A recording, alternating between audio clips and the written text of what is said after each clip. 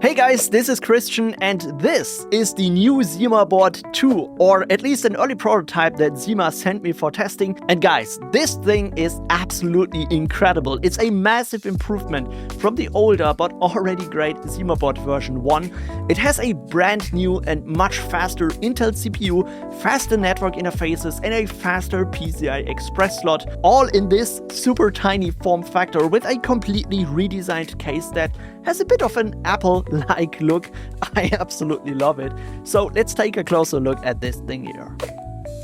Okay guys, so here we are. The new ZimaBoard 2 is almost there. Zima sent me this early prototype of their revamped small mini PC, so please take in consideration whatever I'm going to say in this video about the hardware specs might change a little. We already had something similar with the Zima Cube prototype that I've reviewed here on the channel, where also a few things changed later on. But still, I'd say apart from some minor improvements in details, this product seems almost complete. Zima already updated their website and created a separate launch page for the new ZimaBoard 2 with a cool new design. By the way, I absolutely love the newspaper style. The Zima design team always does a great job here.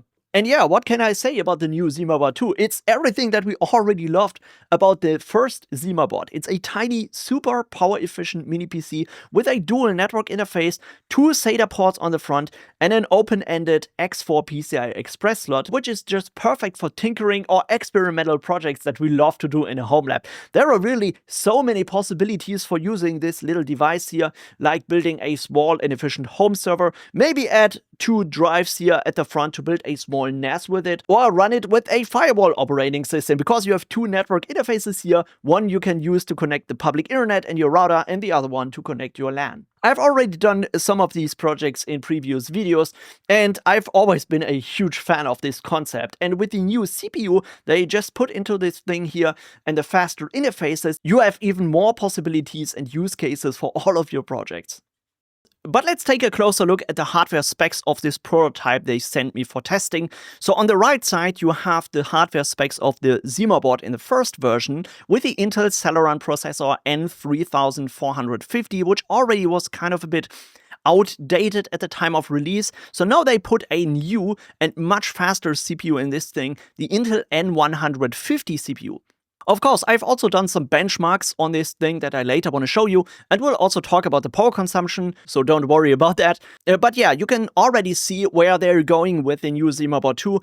Just take a look at the cache and the clock speed of this new CPU. It's much more powerful than the old one. And they also upgraded the memory from 8 GB of DDR4 to 8 GB of DDR5. The internal eMMC disk still remains the same, but again, you can increase the storage of this little device by just connecting some HDDs or SSDs to the 2 SATA 3.0 ports.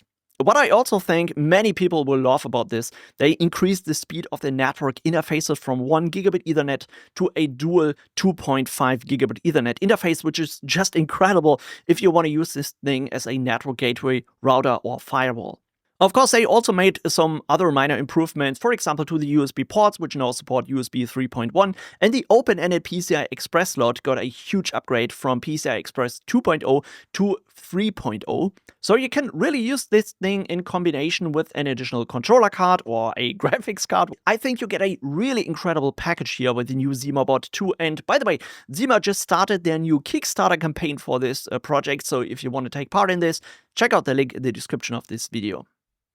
Okay guys, so I think that all sounds very promising, and for me, this new ZimaBoard 2 really just comes right in time, because I currently have a small problem in my home lab with the network architecture and home assistant, where the ZimaBoard 2 will be a nice solution for.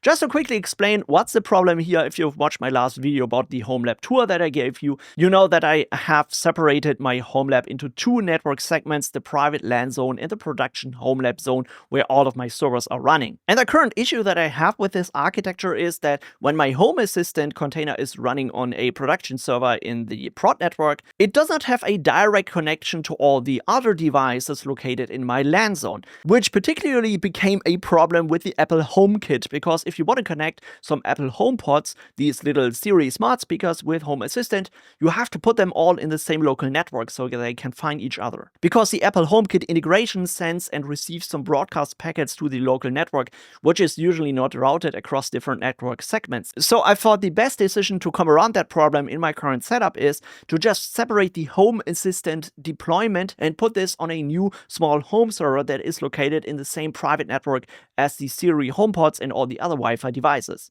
which is honestly a perfect task for this new ZimaBoard here. Also, because it is super easy to deploy these type of self-hosted applications and containers on the new Zima operating system that comes pre-installed on the ZimaBoard 2. Yeah, Zima just created their own operating system called ZimaOS, which was originally introduced for the Zima Cube. By the way, that device I've also reviewed here on this channel a while ago. And at first, I have to say, I wasn't too excited about ZimaOS, especially on the Zima Cube, because it was really an early version that was missing some, at least in my opinion, quite important features for NAS devices. Other Linux-based operating systems such as Unraid, TrueNAS, or OpenMedia Vault, they just come with more features and did a better job here. But I have to admit that over time I start to like ZimaOS more and more, because with every new version it gets better, and I think the current version 1.4 that I've tested on the new ZimaBoard 2 is in a pretty good shape. All of the important settings that we were missing before are now included in the web UI, such as configuring the network settings, SSH access, and storage. And they really fine-tuned a lot of these areas in the system. One area where the ZimaOS really shines is the integrated App Store, where you can easily install hundreds of different self-hosted containers and applications, but also drill into some of the details like adjusting advanced settings for the container deployments, including network settings, mount points, environment variables, and device pass-through settings. So if you know these things from Docker, you will quickly feel very comfortable here.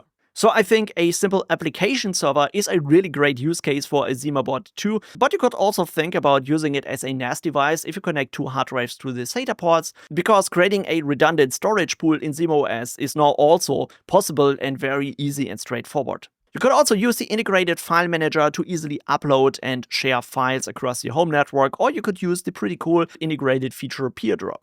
Furthermore, because the ZimaBoard 2 now also has a faster Intel N150 CPU, it should be totally sufficient to run one or two small virtual machines on the integrated KVM manager in ZimaOS.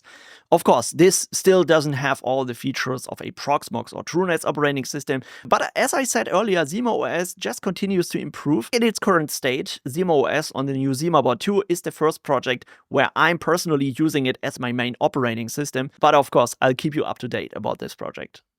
Alright, so that's basically all about the hardware and the operating system of the new ZimaBoard 2. I still owe you the numbers of my benchmark and power consumption testing, so let's quickly go through that as well. This is the Geekbench score that I got with the new ZimaBoard 2 prototype. And as you can see, the Intel N150 is an absolute beast. It's actually a lot faster than the old ZimaBoard. If you just compare the single and multi-core CPU scores, you can see a big improvement here. But it is also faster than many of the competitive devices. For example, a Raspberry Pi, even in the latest generation 5. And you can also see that it is a little faster than any device with an Intel N100, which is a pretty common CPU that you will find in many other devices like this. So the improvement from the Intel N150 over the N100 is not that big, but it is still noticeable, and I think it will set the new ZimaBoard 2 apart from most of the other Intel-based mini PCs. The numbers of the power consumption test are also very impressive. Honestly, guys, I didn't expect anything higher than 6 or 7 watts on idle, and that's also the case for the ZimaBoard prototype. Overall, I think these are great numbers for a small device like this, and you can really build a power-efficient and fast home lab server with this little thing.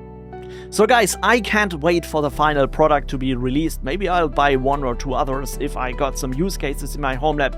Again, if you still want to take part in the Kickstarter campaign, check out the link in the description box down below. And as always, a huge thanks goes out to all of my members and supporters on Patreon, and now also on YouTube. I just reactivated the YouTube membership program, so check that out if you want to support me a little making all of these free videos and tutorials. And thanks everybody for watching. Of course, I'm gonna catch you in the next one. Take care. Bye bye.